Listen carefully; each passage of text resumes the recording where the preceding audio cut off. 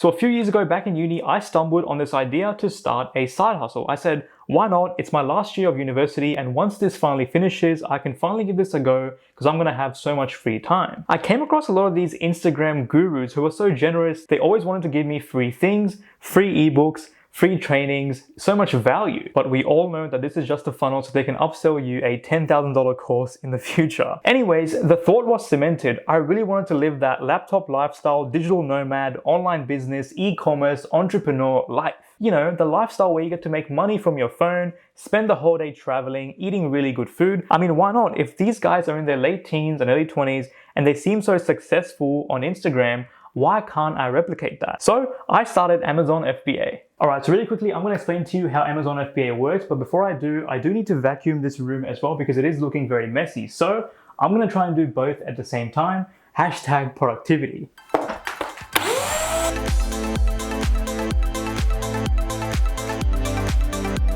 So basically, you get the product manufactured overseas, usually in China. You tell them what specifications you want, you tell them to put your own logo onto it, and then you basically create a brand out of thin air. And then you get those guys to send the product to Amazon's warehouse pretty much anywhere around the world. And then whenever someone actually buys a product on Amazon's website, Amazon will just send them out to the customers very, very easily. Amazon basically takes care of shipping, handling, customer service. It is so easy. A lot of businesses actually do this because it is so cost and time effective. Like, you basically need an internet connection and this thing right here to run this business. You know, you could be living in like Zimbabwe, but through the power of this, you could be selling to people living in like Italy. So the really high hopes and really high motivation to get this business off the ground and become this really successful e-commerce entrepreneur, I gave it a go and yeah, it pretty much flopped.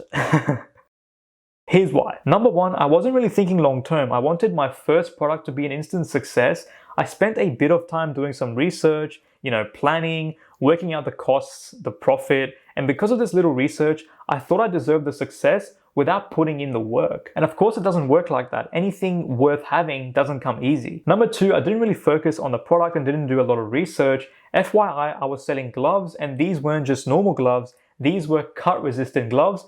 Watch this. Okay, so this is a listing for my product. These are literally my hands.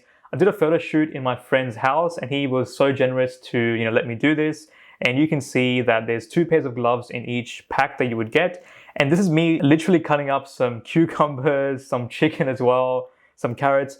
I can't believe I did this but it's pretty cool to kind of look back on it, that I actually gave this a go. While this was fun, you know, doing the photo shoot and planning and doing all this sort of stuff, I didn't really work out if this was even the right product to sell and how many people would realistically buy this product. I looked on the American Amazon website and it was getting a lot of sales. There was lots of reviews and stuff like that, so it might be good, I thought to myself, but overall, it wasn't the best idea. Number 3, I didn't really bother learning about marketing. So at the time, Amazon recently launched in Australia, which was a pretty huge move. It was a pretty big opportunity at the time. It still is, by the way, if you want to look into it. But Amazon was basically on a rampage in, dominating America. They moved on to Europe, and Australia was the next big thing. So the opportunity was definitely there. So at the time though, Aussies didn't really trust Amazon too much. They were still buying from, eBay and Kogan and stuff like that. So what I needed to do was to run ads. I should have learned how to do SEO and actually run promotions so this product could sell. But I just left it as it is. I didn't bother to learn about the SEO or trying to improve the sales copy on the website.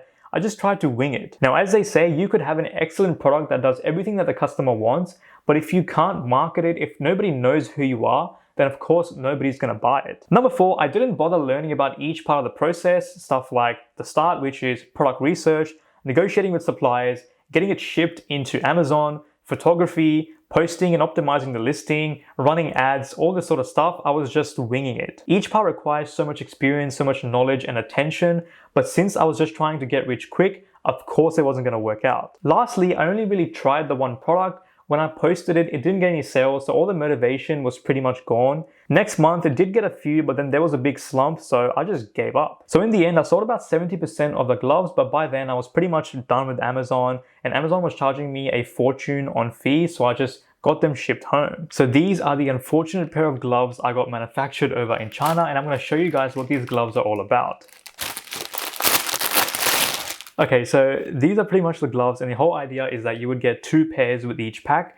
The green was for vegetables and the red was for meat. So, you would be able to avoid cross-contamination. I think it's a pretty good idea. And once we have a look at the gloves much more deeply, you can see that this is the tag that I designed. If I zoom in, I'm not sure if you can see it, but that is the logo that I created. This logo was pretty much made in Microsoft Paint. It's very amateurish. I had no idea how to use Photoshop back then, so Microsoft Paint was the only thing that I had. And yeah, it just brings back the memories. So with my dreams of becoming an e-commerce entrepreneur shattered, what did I learn? First of all, e-commerce as a side hustle is probably not for me. These gurus make it seem super easy, but the fact is 90% of the people that'll start will give up because it is pretty hard. It does take a lot of time and patience to learn. It's a tough gig. Secondly, when you're starting something new, give it a full attempt, a genuine try. Don't just half-ass it like I did because you'll probably fail. So at the end, I lost about $1,500 in this whole Amazon adventure. And if that's what it takes for me to realize that e-commerce is not for me, then so be it. It's actually better that I lose this money at a young age than when I'm older, when I have responsibilities and kids and all that crap. Lastly, to do any sort of side hustle that relates to a business specifically,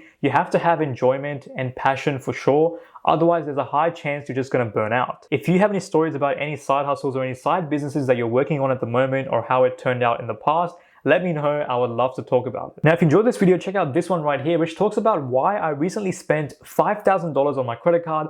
I've never done this before, so check it out if you're interested. And guys, thank you for watching. Please like and subscribe, and I'll see you in the next one. Bye now. Smells very glovey.